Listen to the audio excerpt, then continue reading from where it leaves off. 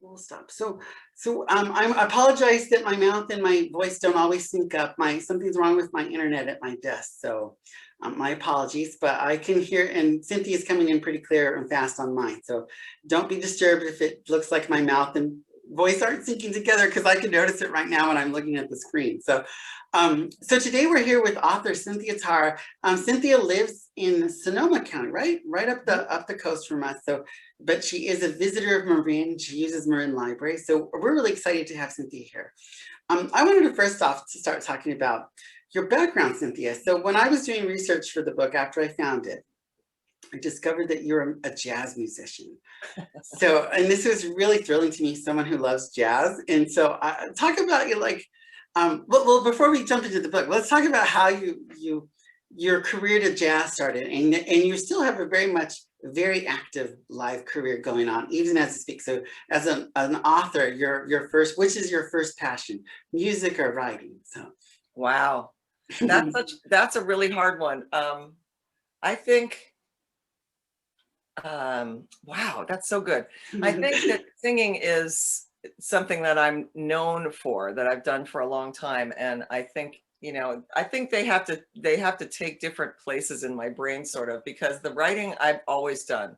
Writing is sort of compulsory for me. It's been a lot of nonfiction.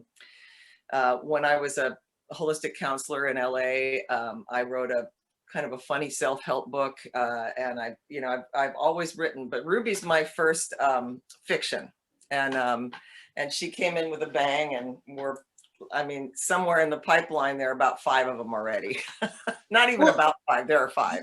Yeah, and just you talking about your background really talks about the different life experience Ruby has in the book. So you were very honest in your afterwards at the end of the book about how this really could be your biography. But I think it's also, you created Ruby from the best pieces of you, correct? Always. And best pieces I don't even have. She loves to clean. I don't like to clean. She loves mornings. I don't see mornings at all. She's less than half my age with a perfect body. There are ways that we differ. But the first book, the book that we're talking about, is the backstory is as much like me as she gets, because the backstory of going to LA and realizing that it's sort of a soul destroying atmosphere took me a couple decades, took her a couple of years, but that's where we really are a lot alike. And I was a holistic counselor for 20 years, and she does that too. But then what I like about her so much is that she keeps growing, and I think once you get into the series, you won't think so much about it being, oh, thanks, honey. You won't think so much about it being, me. I think a lot of people think, well, that's me now. Look at the ponytail on the front, but she grows a lot, and she's very different as time goes on, I think. Yeah, no, I was, no, but I really, because this is a mystery novel, but it's not like a normal mystery novel. And so I know some authors like to bury those bodies deep into a book, or within a few pages when you first start reading. What made you, I know you really wanted to lay the groundwork to develop Ruby, and you did a great job of that. So what made you make that choice of, you didn't want to have a murder near her hometown, but we had one in Sonoma. So what made you come to that choice to make the murder mystery further in the book? The only thing I had to go on really before I started was that I knew that she was going to talk to a spirit, and it was going to tell her to go places where she could be helpful. And I think that it's not a lot deeper for me than I've always been a traveler, and I love to travel. And it's actually, I used to travel a lot by myself, and it felt like the most open-hearted time in my life. And a lot of this book is about Ruby's open heart. I don't think I live as much there now as she does, but traveling really gives you that. So at the beginning, I got really hung up on where she was going to have her first adventure. And the first notes I have about Ruby are in the year 2000. It was a long time ago, but not a lot of notes about it, but that was an idea. And so my husband and I moved to Sonoma from LA about 15 years ago. And it was almost a throw up your hands thing of, okay, why doesn't she come to Sonoma? Here's a vacation spot I know a little bit about, you know? So it was kind of that, you know, was really like, okay, I think I can write this one. And then subsequent trips were kind of based on my memory a little bit. And now I have a friend, a wonderful friend who goes with me, and we go somewhere each year, and then Ruby goes there. Well, and I think what I loved about developing how you developed Ruby's character too, because there's still so many threads you could follow in her life experience. I mean, she's, you know, you meet Ruby and she seems very upbeat, but then you start to find those little layers of sadness that are, you know, this falling out sort of with her parents and her siblings. And she is this kind of person that, if you read dark mysteries, you'd be like, whoa, this person's a little odd. What are they going to do to these people? But we know Ruby's the protagonist. We know that she's the main character. But I just, it's hard. How did you make sure not to go? You give us the tidbits so we can really build Ruby's personality. We really get to see this character in the flesh. Thank you. I'm glad. Yeah. What were the choices you made to really, you know, because a lot of times some, I guess even people could get hung up on the bad things in the past. And Ruby, what I loved about the character was that she's willing to just move on. And even when she changed her name after having a fun night out of town, you've developed a character that is just, she's that go with the flow kind of person. But you know, I think part of that is I think I've heard many times that a lot of heroes' journeys start with being orphans. You know, and that really is true. It kind of gives you a clean slate. And the thing about her is her family, the family background is not like mine at all. But it's like a lot of people I knew in Wisconsin. But she's really an orphan in a way, in the sense that her parents are too tired to really deal with her. And the good thing about that is I think it enables her to see herself, because kind of what fascinates me is if you take a beautiful girl like this who is young and has it all going on and uses her power for good, kind of, you know. So sexuality is intertwined in all of it because she sort of gets that. And I don't know that she would get that if she hadn't sort of played so many roles in her life already, kind of, you know. I mean, she sort of, her high school years are really successful, but she doesn't really care that much. And what that does is it sets up her being able to see sort of what effect she has on people and use it for good, you know. And I think when I was in LA and being an actress and everything, every part that was pretty was also a horrible person, you know. I mean, that's just, that's years ago when they did a lot of those kind of college, you know, after college things. And I love the idea of somebody who sort of sees her gifts, but it's almost the sadness that you're talking about that allows her the impartiality to use that. Well, and I think it helps her build that really deep connection with Frank, is that she can put her, and that's what I really liked about Ruby too, because she's that kind of character, really, if you can empathize with people, you can put yourselves in their shoes. And Ruby is that character who does that with everybody that they meet. It's this connection that she makes with them, and to help to like she said, to make their lives a little better, to help them along the way, even when it seems like it could be like the incident in the bar, where she intervenes in this relationship just because she knows it may seem cruel, but it needs to happen. And that's the kind of, and I really love that you also have a great spread of representation in the book. We have, you know, LA, we have Mist Western, we have LGBT people, you have a good mix of characters like real life is. It's just a very, very real life story. And everybody that you meet has these, you know, struggles. I mean, like Reardon, this wonderful baker. And I think you did a great job of showing that to the reader. And I think that was why it was, at first I was like, where's the mystery? I kept waiting, but I really did enjoy, because now I'm also excited about what comes next for you. You really have built up a great backstory book. And then to get us to really snag onto Ruby, and we want to see where she goes next in the next book. But well, we're getting ahead of ourselves in that spot. Yeah, I was going to say, character development is so kind of fascinating because, first of all, I do have a lot of LGBT because I had a lot of gay friends in LA, and I'm kind of missing the diversity in Sonoma. I absolutely adore Sonoma in every way, but I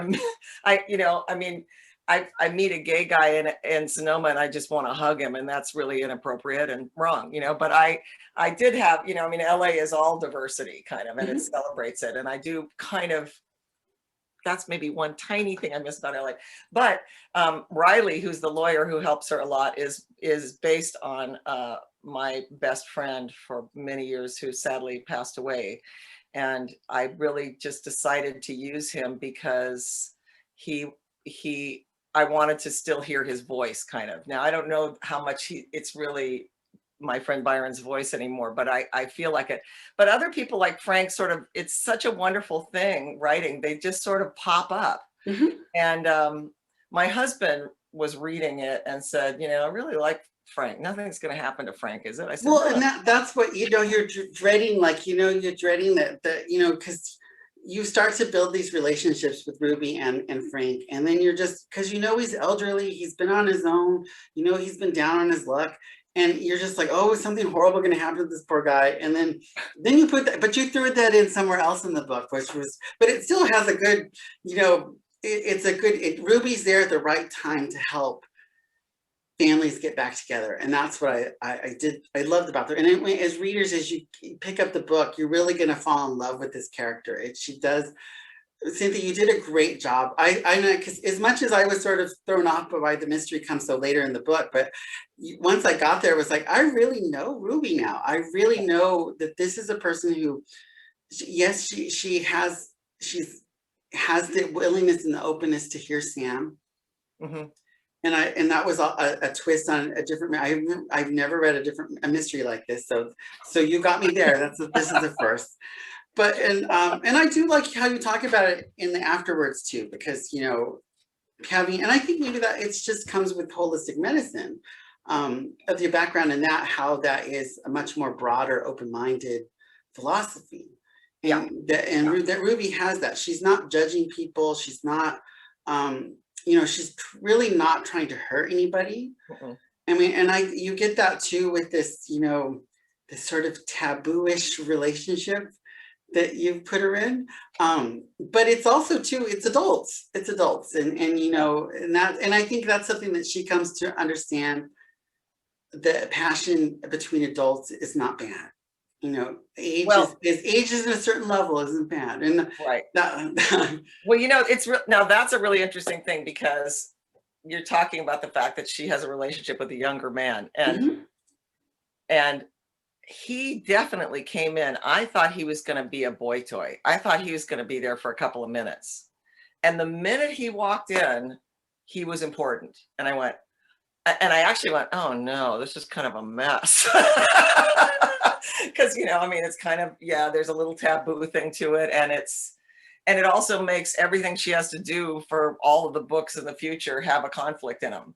But I thought, there's nothing I can do about it. He came in important, and then he has to be. Well, and what I loved about it too was that, everybody around her sees it and sees this connection between the two, but she's trying so hard to deny it and to deny it and to deny it. And I loved it when she has that conversation with Frank, and he's just basically saying, where's he at?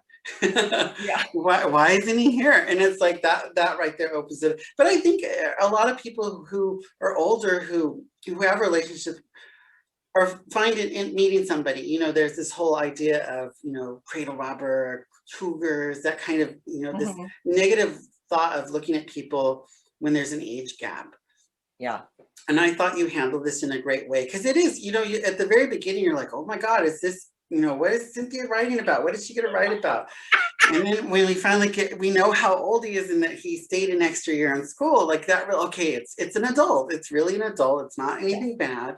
But I thought you did a great, I know a lot of people who have age relationships where there's a huge age gap. And I think to see it in print and to see that it's okay and not to be ashamed of it.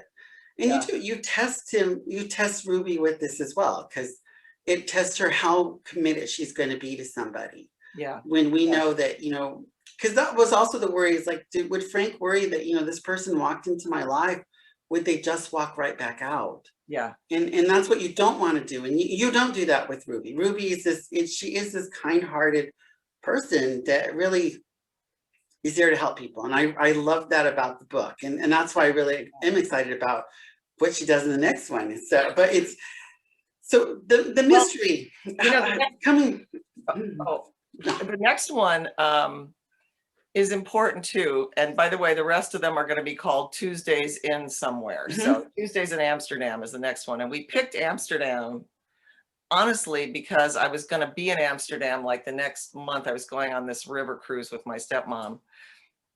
Anyway, that's a whole other story for a cocktail sometime. But anyway, and the thing about that one, that if you like this one, I hope you'll read the next one, because I feel like together they sort of are the full measure of Ruby, because she's growing now. She's going to places and she's trusting what comes up, you know, and the trusting in what feels right is a big part of it, because I think that Daniel, in a way, his age allows him to see that she's really special, and he'll be with her when he can, you know, kind of, because she's not, from the beginning, she's not giving that up. She's not ever going to not. And that's what I also loved about his character too. It was much more mature than some people could be, because he understood and she understood that, you know, it may not work out, but he doesn't want to tie her down and she doesn't want to tie him down. Yeah. But there is a deep commitment to each other, and that's what I really liked about it. I also like that you have a mutt in the book. You know, you have this little faithful dog, and the dog, you know, going throughout the. It's just all these little fun bits of life, of real life, that you've mixed into the book as well, which is really good. You know, I have to say, when you mentioned that, you know, this cover, my brilliant artist friend David Barker did, and we went on and on about it, because, you know, this is Wisconsin, and at first he had like clouds going across like this. I said, Midwest clouds aren't like that. They're really finite. They're, you know, and then I wanted not to see her face, because I want people to see her however they see her, you know? So we went on with that. And then he had Mutt in there, which is what made me think of it, which is her dog. I said, no, I don't want to have Mutt there either. He goes, you don't want Mutt either? I said, no, because I want Mutt to be everybody's dog. Yeah, and that's what I love about it, because I imagine Mutt is one of my old dogs. Yeah. That it's one of my old, everybody who's had dogs has had a Mutt in their life. You know, unless you really want a purebred dog, everybody's had a mutt. Once in a while, you have this beautiful mutt that loves you and you love them. And that was, so when I read about, but that was, I sort of imagined my own little dog from years back. That I don't have a pet right now, but I miss having dogs. But it was just really, really fun thing to do. So let's get back to the mystery of the book. So the mystery takes place a lot further along than most mystery readers are normal.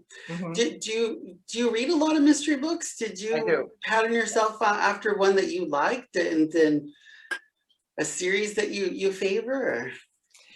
You know,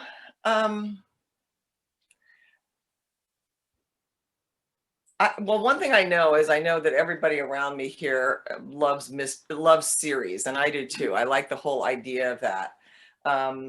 But, you know, I had a fun, I'm always like, okay, let's all talk about this and figure it out, you know, but actually with this book, I said, who's the audience for this book, sort of at the beginning. And I said, I think I'm going to make the audience me. And the reason why is because I read a lot, and I don't really think my tastes are that unique. You know, I think I'm a certain kind of a reader that I think there's a lot of. And so I just sort of went by my own standards. For instance, you know, there's nothing I love better than to go into a bookstore and leaf through books. I don't even know if we can still do that, but if you're we're getting close, back to that. We're getting close. Good. But you know, if there's not enough dialogue, I put it down, because I like dialogue. I'm not a deeply visual person, so I like Hemingway-esque kind of setups of areas. Just, okay, there's this, and here's what happens, kind of. So and then another series that I think about a lot is the whole Spencer thing with Robert Parker, because one friend of mine said, oh, please have Ruby age, don't have her just stay the same, and I thought about that. I thought, when I read the Robert Parker books, and you have Spencer and you have Hawk and you have Susan, and they never get any older. And every book of his that I opened, I would pray that they weren't any older, because I don't want anybody in the forest to sneak up on people better than Hawk. I don't want him to be the second best. There's a mythological aspect of that. I don't want, that's not, to me, I want Ruby to be completely in the now. Well, in the now, but also just at the height of her powers the whole time, and we could get into that. But, if a woman is in her 40s, which is a ways in the rearview mirror for me, but she doesn't get noticed as much. So I like to just use this one little area. But in terms of, did I model the whole thing after I know that that's kind of an issue with this, is that it's a mystery. It's also an adventure book. It's also kind of a cozy thing. It's also sexual. I don't know. I'm not really, I think that you could say that's a bad part of the book, that it's about a lot of different things. But when I thought about taking out any aspect, I really didn't want to. Well, I think that's why I'm saying that we know that this is a series. So we know this is basically the core of Ruby. It's that setting up the character. Right. So the next books will be, because I want more Sam. I want more of this, the interaction to be with it, because it's gonna, I think I'd like to see where the series goes. I mean, it's up to you as a writer to have her age or to have her be the same. Oh, you froze for a moment there. I'm like hoping I don't lose you somehow. So, that would be up to you to have her age or not. Because I know there's a lot of writers too that have been writing for years that I don't feel that the protagonist has aged so much as the technology has changed around them. Like Michael Connelly, when you read the Bosch novels, at the very beginning of the series, that he's stopping at payphones, and at the end he's using a cell phone. So I think too, we know that Ruby is always open to learn new things, and I think that's also one fun thing, that we're going to see her grow that way, but not necessarily age. Because I don't know. I mean, it would be a whole different story, I think, too, if she got older. Yeah. Yeah, and it might happen, it might be what happens. The growth is enormous, and I'm really proud of that, because I think I love Bosch books, by the way, but there are a couple of mystery writers that I have had to give up on after about 20 books, because they're writing the same book every single time. I mean, exactly the same book. Yeah, we know that happens. Okay, you broke off, so hopefully there it's just I don't know if it's you or me, but it froze for a moment. So are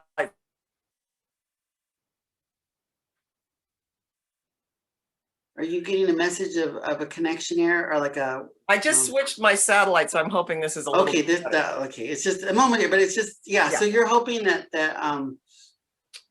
what was I saying? I'm hoping. Well, I mean, I really have a different kind of, like this book establishes everybody. The next book has a love triangle that's really different and interesting. The third one is more about Daniel. The fourth one is a missing persons thing. So I mean, they switch around, because part of the thing about Ruby is she doesn't have any skills. Well, she has skills. She's learning her different skills. Right. And I think too, I think this relationship you have with her and Sam that begins, it's for him. He's trying to prod her to listen to her instincts. Yes. But he's going to help her along the way. Yeah. And I think because that also made me think, is the PI going to become a recurring character? Well, and is it somebody who's going to help her develop her PI skills? Well, funny you mentioned that. He doesn't show up for a while, but my husband said, I like him. I said, yeah, I kind of like him too. So she calls him later. So he's a big factor in the fourth book. So, I think, and one of the books, Reardon's, the baker's daughter, Trudy, has a little bit of a bigger part, where you barely see her in the first one. So I think, people will keep showing up, and I'm more interested in in using them than having new people in terms of the stuff that happens. Yeah, and we know that all the side characters, but there's like I said, there's so much room for growth as we delve deeper into people's stories, into their backgrounds. I think, like I said, this is a great setup for the next ones, and I'm really excited to see where Ruby goes and the adventures that you take her on and the mysteries that she starts to solve. And I also understand that too, that her hesitancy to talk about Sam, which I think anybody who's had any kind of paranormal experience, they find it very hesitant to speak about on that subject. And I know even for a few authors back, we did one on grief, and there's a part in the grief book where the author had went to meet with a psychic to get some closure.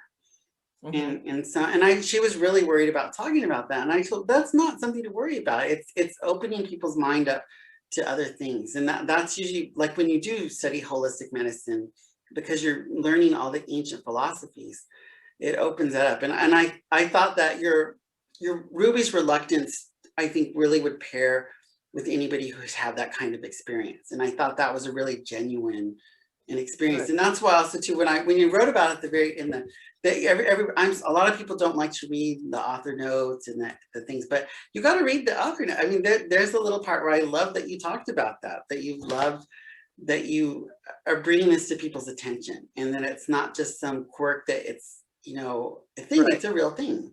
And that was what I liked about the way you even handled it in the book. Yeah, it's a real thing, and it's a very deep thing for me. And I appreciate so much that you're bringing it up, because I wanted Ruby to work on the level of people who don't believe that still think it's an interesting story. But if people do, there's a lot of work they can do to access that. And I think it is more challenging for some people, but I don't think, it's what's there to write. And I think people can always access that area. And I'm thinking as time goes on, I'll probably have almost a separate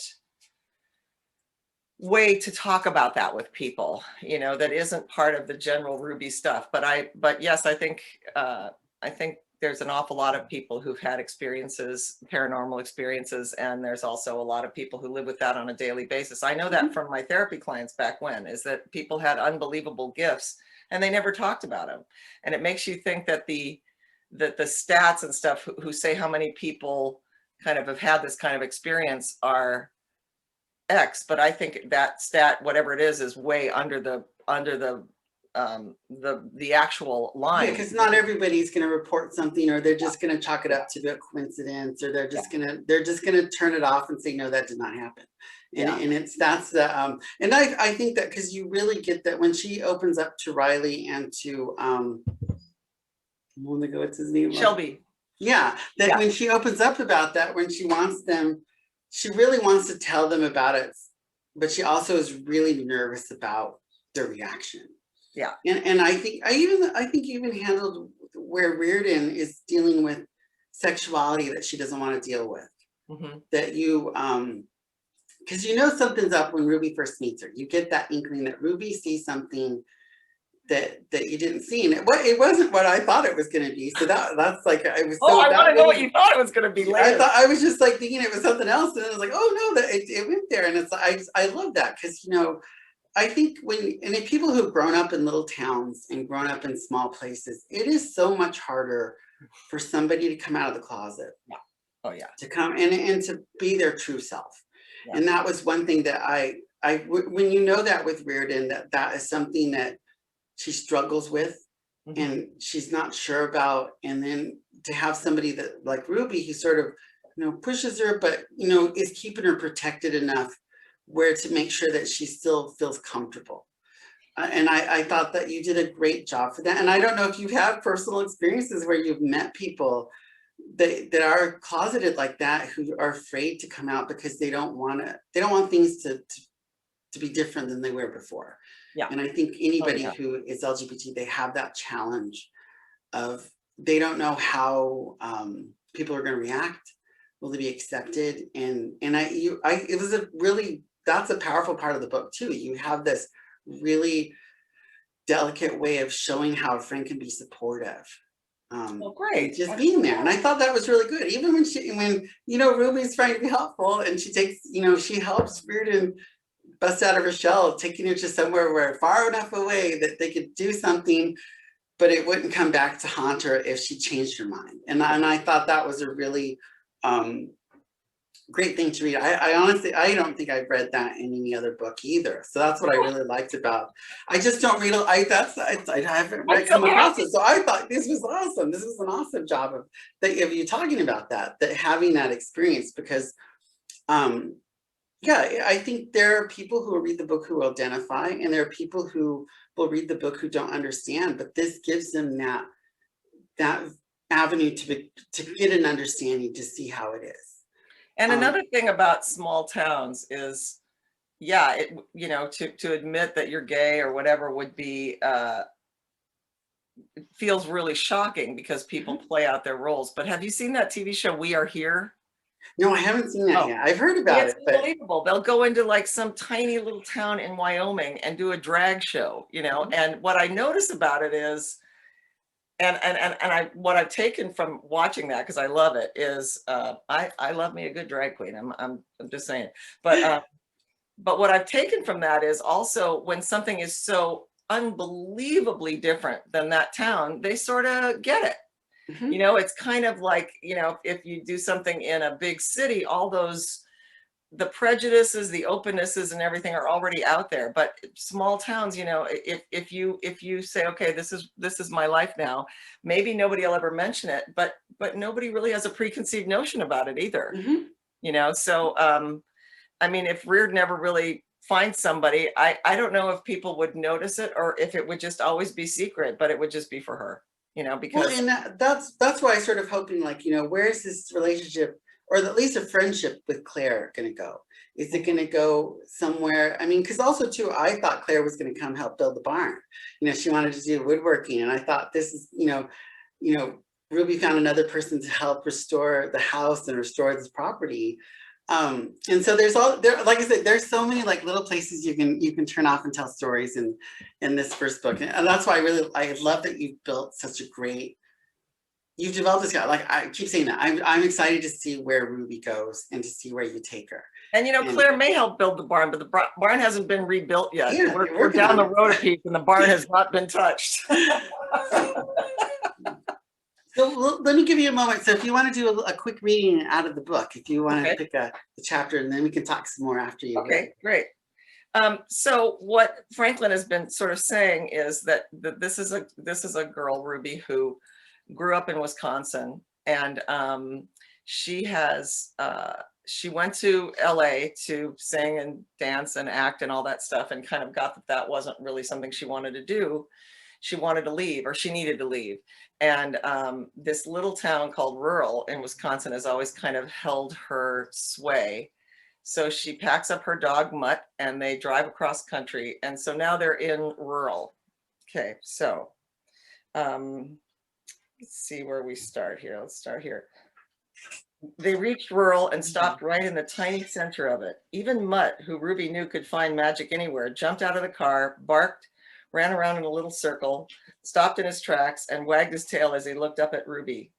I know, Mutt. Me too, she told him. I don't know how or why, but we were meant to be here. Haven't the first clue how to make this work, but Mutt barked again and looked right at her. Me too, buddy, she repeated as they stared at each other. So now they're in the store. The store, there's a little general store there with a kind of a taciturn couple who runs it. The store had a tiny bit of everything. It was obvious that most people came in here for souvenirs, so about half the store consisted of unrelated knickknacks. She roamed around looking at the old vinyl records and funny refrigerator magnets, taking time to see the whole store. She really didn't know where she was going after this, so there didn't seem to be a big hurry to leave. Mutt was just happy just to sniff new dust and smells. It had truly seemed like she had been pulled here as if by a ridiculously strong magnet. These directed or pulling feelings had begun to pop up a lot lately, almost like she was being specifically guided. She followed them when they came up, partially because they seemed so tangible, and partially because she felt lost enough at sea that any port in a storm seemed to carry the day. She and Mutt were in the store's tiny back room browsing when she heard a voice up front. It was an older man's voice, soft-spoken. He greeted the couple as old friends did. They all spoke quietly, but with a definite knowledge of one another. There was the sound of several things being placed on the counter. "So 3 cans of soup then, Frank?" the shopman asked. "Is that going to be enough?" "More than enough," the man said quietly. "In fact, I don't need that many. Let's take one out." There was a sound of the one can being taken out and then being put back in the group by the shopman. "You can put it on your tab, you know."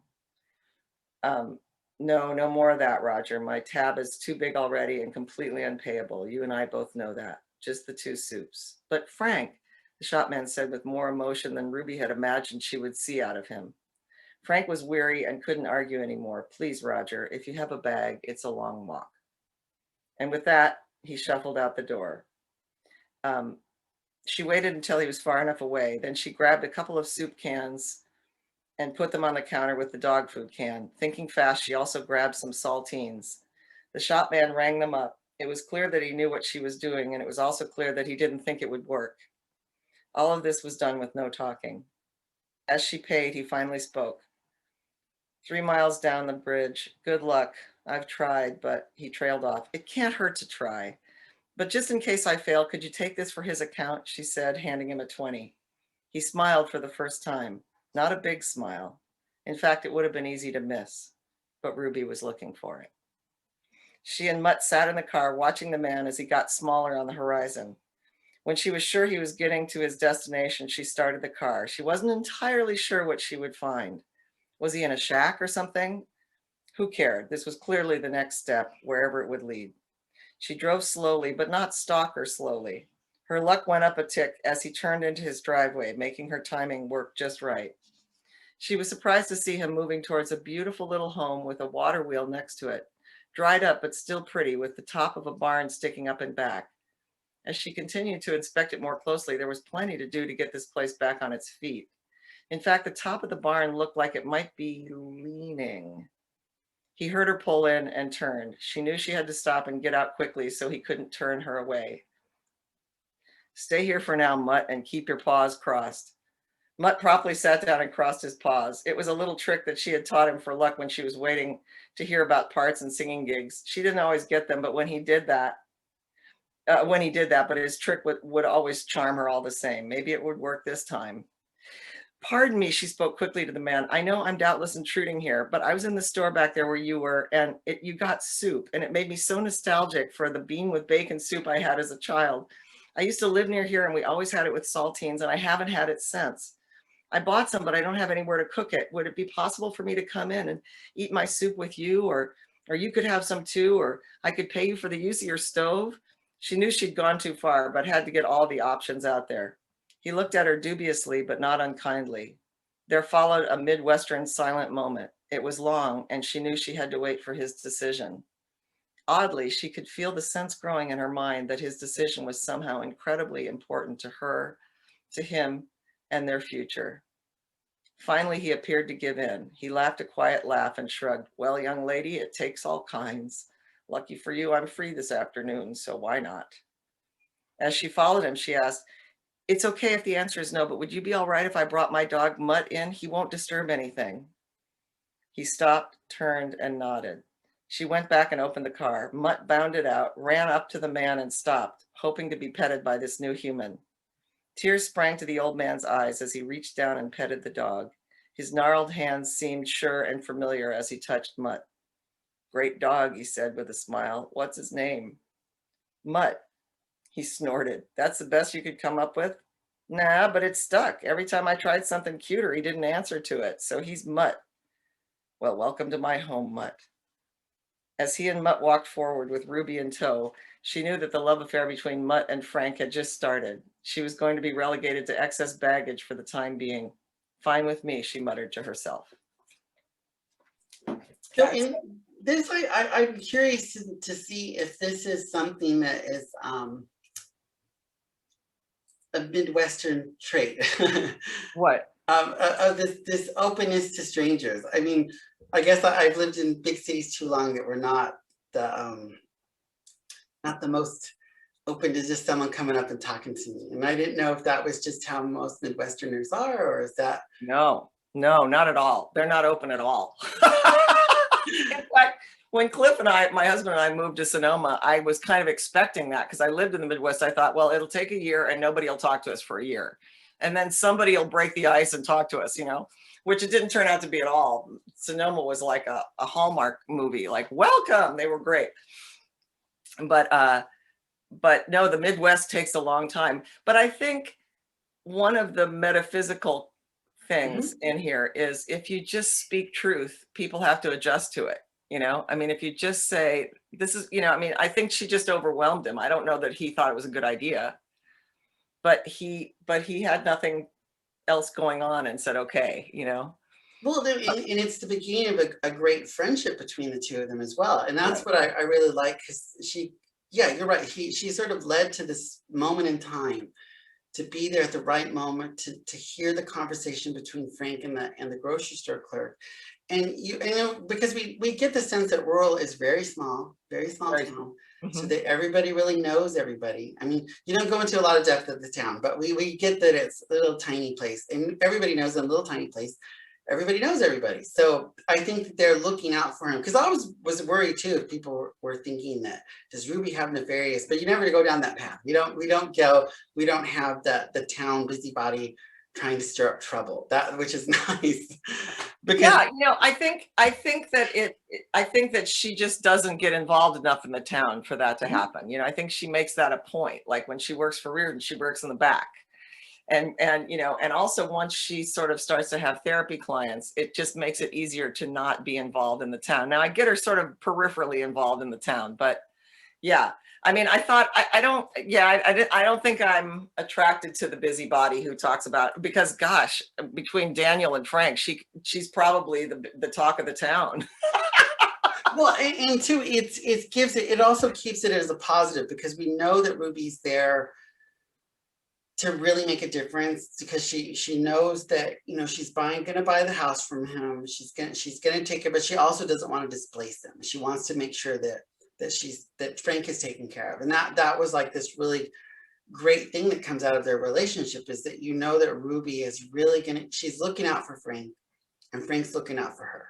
And you get this building of the relationship, and especially too because he's a widower. He was madly in love with his wife. And you get that because, you know, he's all this time, he couldn't even stay in the room that his wife and him shared. So you know that this is somebody who really had a deep love for his wife, and also not to leave the house because it was his wife's home too. And that's the stuff that I really love, those little elements that you've tied into the story that make it such a great read. And it's Franklin, you blow me away, because you read so much and you retain all these little details about my book. I'm flattered, and I'm totally impressed with how much memory you have. Well,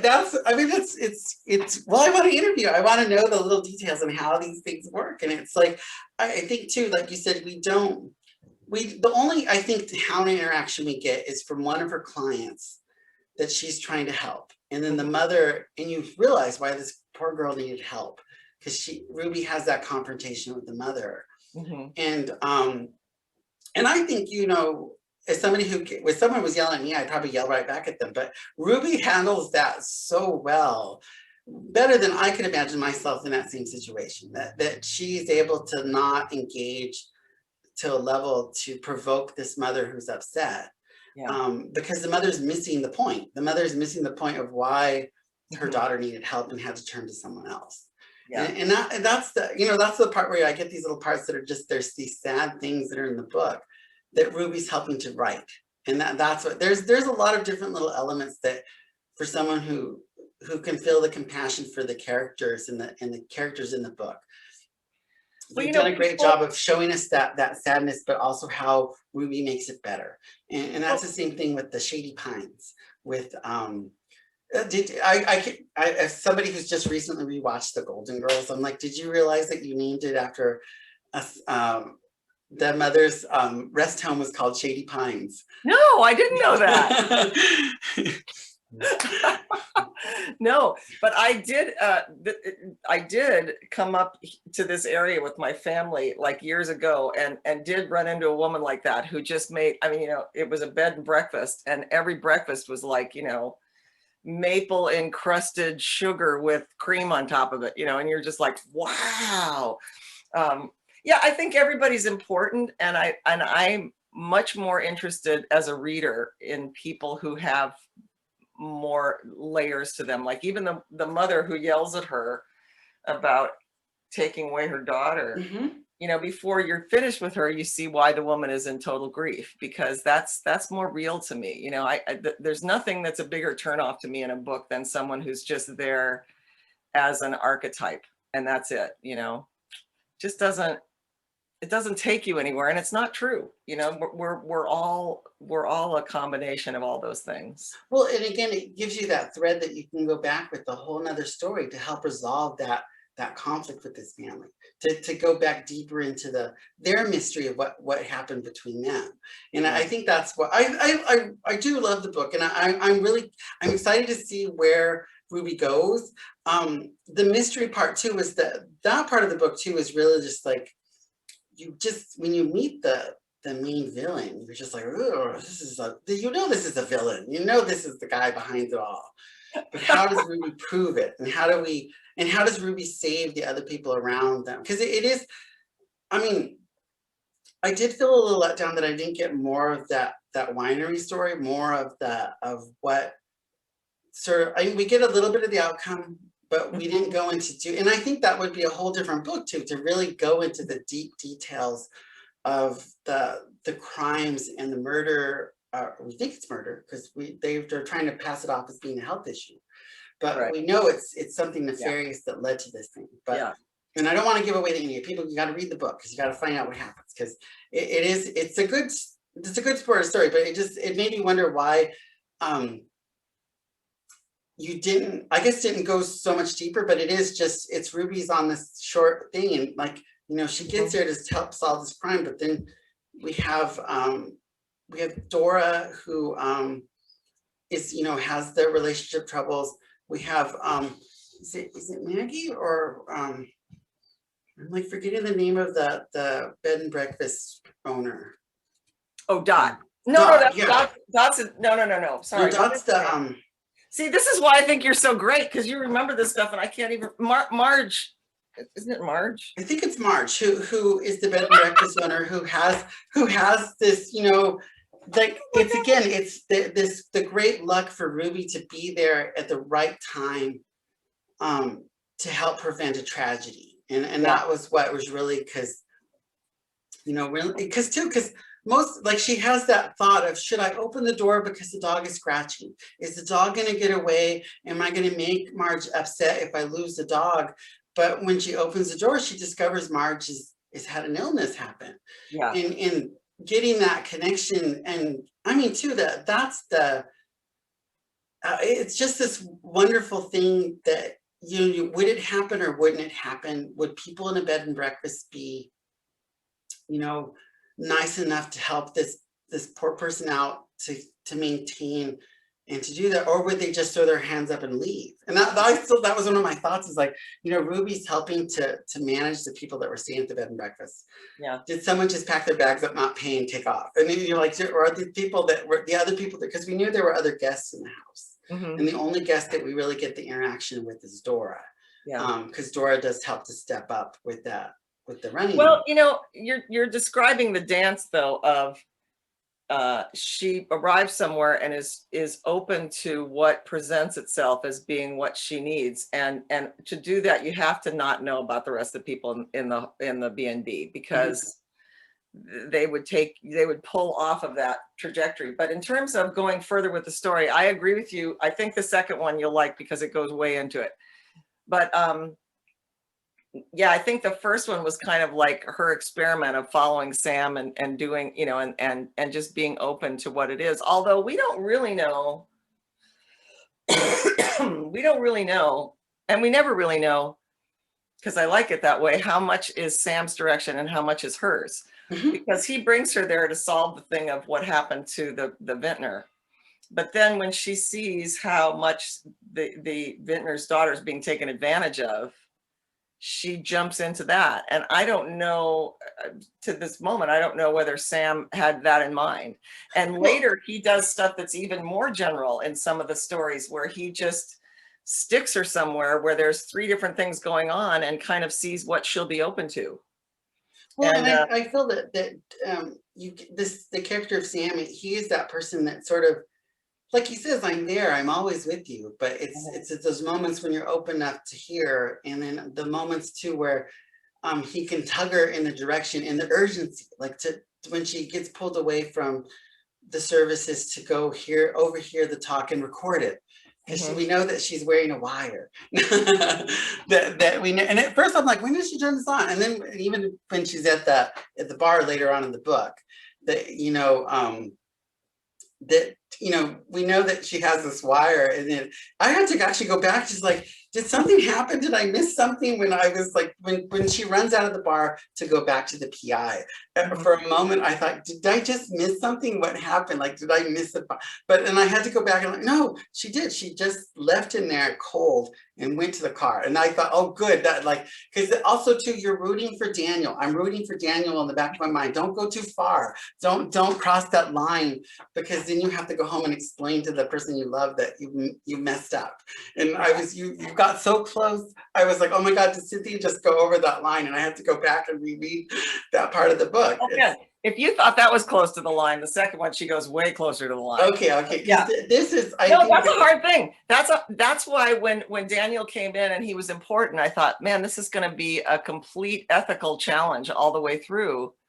But and I don't actually know how that'll end up. Most of the stuff. I think that we both know. We know that Ruby is a free spirit. We know that she'll go with her heart goes, where the heart leads her, and where Sam sort of nudges her.